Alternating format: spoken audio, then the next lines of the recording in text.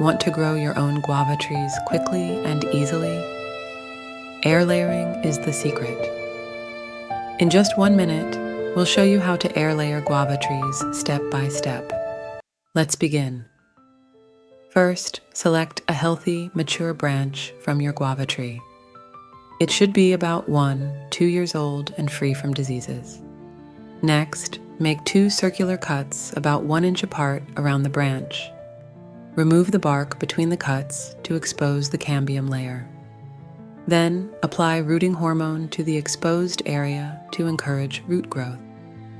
Now, wrap the exposed area with moist sphagnum moss to keep it hydrated.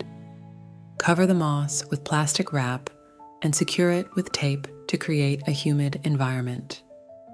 Wait for 4-6 weeks. Once roots have developed, cut the branch below the rooted area and plant it in soil. And that's it. You've successfully air layered a guava tree. Enjoy your homegrown guavas.